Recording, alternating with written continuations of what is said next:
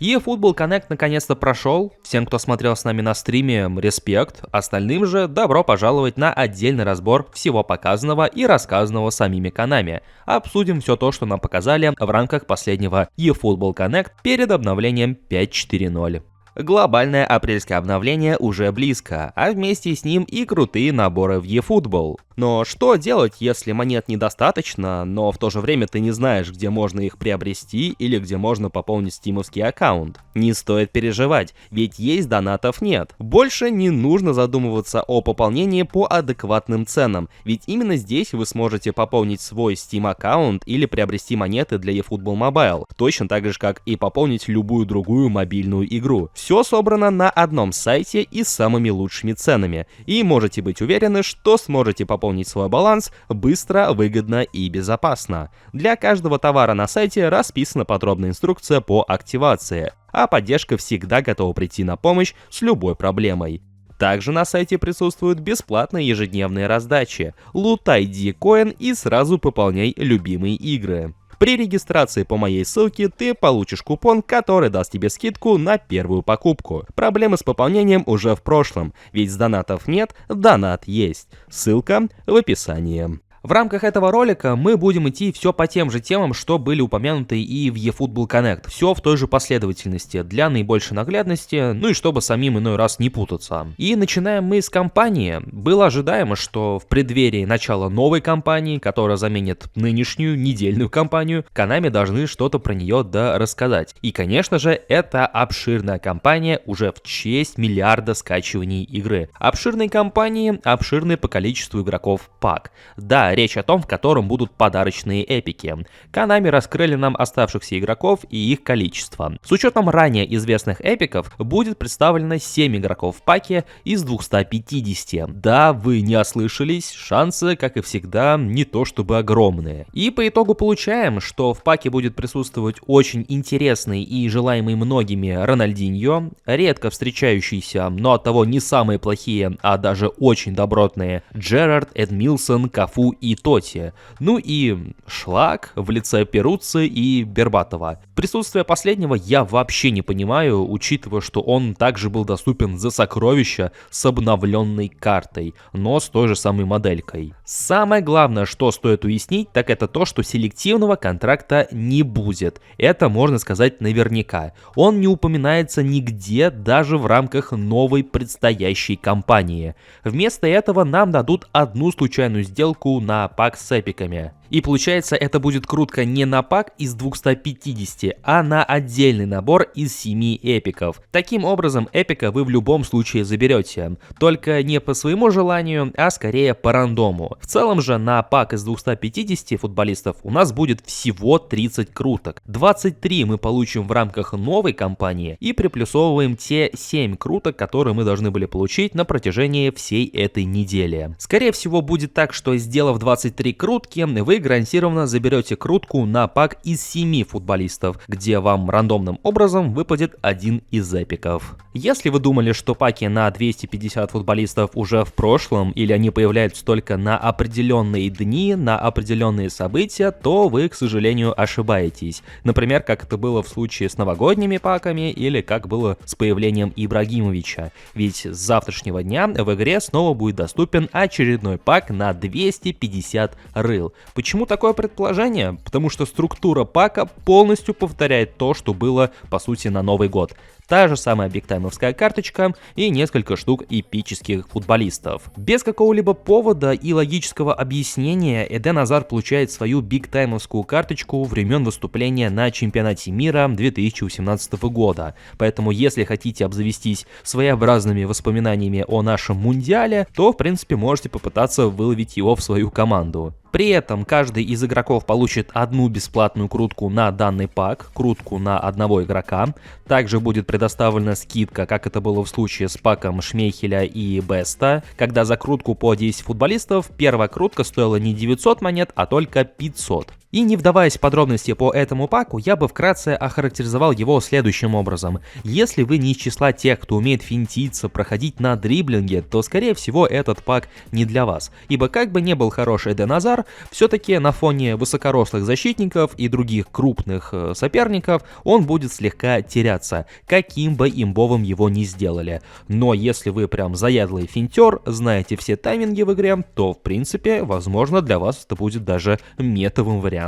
Наконец-таки долгожданное пополнение круга почета, которое состоится не завтра, а только на следующей неделе, с 16 апреля. Но как бы то ни было, Konami анонсировали, что новый эпический игрок появится за прохождение пенальти. И это Андрей Шевченко, времен выступления за Челси. Такая же ситуация, как и с Эденом Азаром. То есть неплохая моделька, сам по себе знаковый футболист, но отрезок карьеры, чтобы не рисовать ему большие цифры, был выбран конкретный, то есть не самый лучший. В случае с Азаром это был Мадрид, в случае с Шевченко это Челси. Поэтому не столько метовый подгон, сколько возможность пощупать его модельку, потому что у соперников наверняка он нередко встречался в составах, а самостоятельно было не так много возможностей, чтобы поиграть за его карточку. Также Konami закинули удочку на будущее, а именно по следующим кампаниям, и вплоть до 14 мая расписали нам небольшую дорожную карту, а именно, начиная с завтрашнего дня и по конец апреля, а именно по 30 число, в игре будет кампания в честь 1 миллиарда скачиваний. Затем куда более загадочная кампания. Она будет с 30 апреля и по 14 мая. Почему загадочная? Потому что про ее суть ничего толкового не сказали. Точно так же, как и о том, о чем же будет эта кампания. Но успели заявить, что нас ожидает новая коллаборация. И вот тут становится по-настоящему страшно. А не коллаборация ли это с каким-нибудь аниме? Ведь мангу по eFootball уже успели анонсировать, но об этом чуть позже. Поэтому с 30 апреля по 14 мая нас ожидает следующая, пока что какая-то загадочная кампания. И уже с 14 мая, скорее всего по конец месяца, у нас будет кампания в честь 9-летия мобильной версии eFootball. Как раз таки к этой кампании нам снова предлагают выбрать шоутаймовских игроков на свое усмотрение, как это было в случае с новогодними шоутаймами, когда мы самостоятельно определяли игроков в паке. Только если тогда выборка была хоть чуть-чуть, но поинтереснее, в этот раз она как будто бы намного и намного скуднее. И как бы это еще ничем не подтверждено, просто мои предположения, но как бы вот Konami не ограничились только подобными шоу-таймами на кампанию в честь 9-летия. Ведь все мы с вами ожидаем раздаваемых эпиков уже за селективный контракт. И вот как бы вместо них Konami не пытались бы подсунуть нам вот этих вот шоу-таймов, которых мы сами-то и выберем.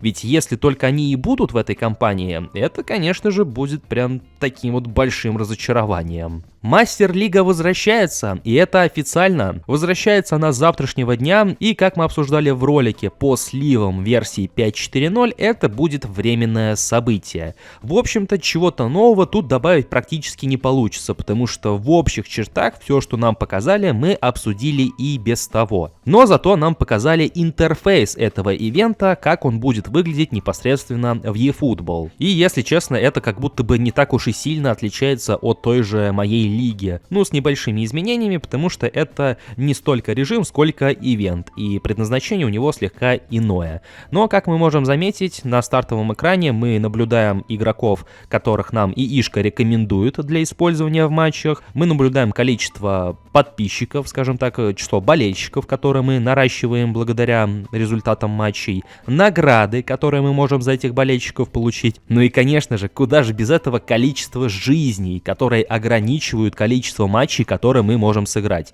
Либо ждешь, пока они восстановятся обратно, либо платишь свои монеты. Но об этом Konami, к слову, вообще ничего не сказали, что у нас есть какой-то ограничитель по жизням. Его остается только самостоятельно заметить. А так, суть простая. Вы начинаете с условно бомжеватым составом из легенд прошлого, именно фейковых легенд в лице Кастоло, Минданды, Иварова и остальных ребят. Вы начинаете с не самыми высокими рейтингами, прокачиваете этот состав, тратите виртуальную валюту на приобретение карточек из своего дримтимовского состава или из числа стандартных, грубо говоря, ГПшных игроков, и также их прокачиваете. И получается своего рода этакий трейдинг. То есть и покупаете, улучшаете и потом продаете задорого. И так по кругу. Покупаете слабое, прокачиваете и продаете задорого. И опять по второму и по третьему кругу. Были упомянуты те же самые эпизоды, то есть это всплывающие окна с небольшими скриншотами, которые и заменят нам привычные кат-сцены, которых мы все это время ждали, исходя из опыта 20 и 21 пески. Ну и как я упоминал ранее, количество болельщиков или же суппортеров, подписчиков вашей команды непосредственно влияет на определенные награды. И как нам демонстрируют в рамках этого ролика, за достижение вот определенного количества мы даже сможем получить определенного Кастола. В ролике речь была про эпическую карточку, тогда как в самом видео на скриншотах продемонстрирована хайлайтовская карточка, поэтому тут возникает какая-то несурадица, если честно. Но в то же время прикольно, что для Кастола запилили вот такую вот интересную карточку с таким вот дизайном.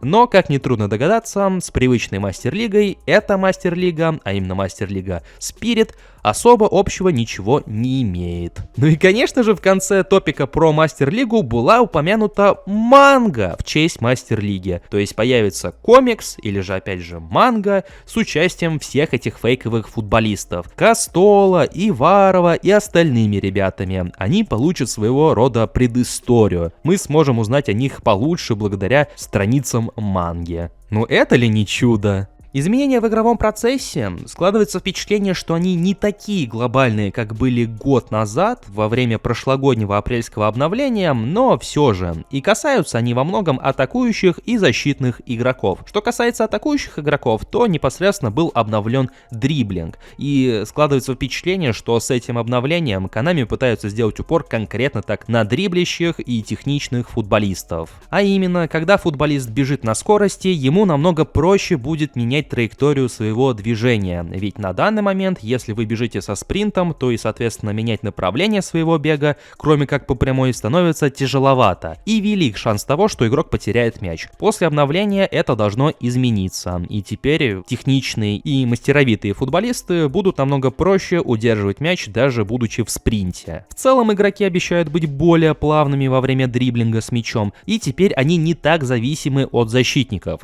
Что я под этим имею в виду? Ну, как минимум те ситуации, когда атакующие игроки могли потерять мяч от одного только соприкосновения с защитником. Теперь таких ситуаций должно быть намного и намного меньше. Также были обновлены удары подсечкой и удары издалека. Я так понимаю, была улучшена их эффективность, теперь они будут залетать намного чаще. И теперь на удары с подсечкой вратари будут реагировать не так остро, как это было до этого. То есть шанс забить подсечкой при выходе 1 на 1 увеличивается. Но в то же время была понерфена защита, и, как мне кажется, ее сделали еще более ручной. Ведь если до этого в некоторых ситуациях могла проиграться автоматическая анимация, когда игрок выставлял ногу, вне зависимости от того, поймали вы тайминг, не поймали, то теперь эти моменты также были сведены к минимуму. А именно, теперь защитники будут реже выставлять ногу при перехвате мяча, если они находятся рядом с соперником, который с мячом. Также теперь появились дополнительные анимации для защитников, если игрок с мячом уходит от них намного реже, чем это ожидалось изначально. То есть резко сменили направление, защитник этого не ожидал, он улетает теперь в сторону. Раньше такого было по минимуму, теперь этого будет, ну не то чтобы по максимуму, но намного больше. То есть помимо того, что проигрывалась автоматическая анимация во время суперотмены, теперь анимации также будут проигрываться, если сопернику удалось внезапно сменить направление и убежать на скорости. С одной стороны, вроде бы реалистично выглядит, новые анимации, неплохо, но учитывая какой геймплей в первом дивизионе, где все играют только за счет финтов и суперотмены, становится как-то страшно, если честно. Ну и в конце разговора про изменения в игровом процессе, Konami также уделили время затяжке времени. Судя по всему, после того, как один из киберспортсменов задерживал мяч прямо по ходу турнира, в самом его финале, в прямом эфире, Konami решили сделать хоть какие-то выводы. И, так сказать, попытались понерфить затяжку времени одним из игроков. Для этого были ослаблены передачи назад и также навесы, которые использовались ради удержания мяча. Я так подозреваю, что имелись в виду пасы с одного фланга на другой между защитниками, то есть от правого защитника левому и обратно. Тогда как длинные передачи стали сами по себе чуть менее точными в рамках нерфа затяжки времени, они стали дольше идти по времени, то есть дольше зависать в воздухе, и теперь характеристики игроков стали еще более необходимыми для точных и быстрых передач. Ну, в принципе, точно так же, как это было и год назад.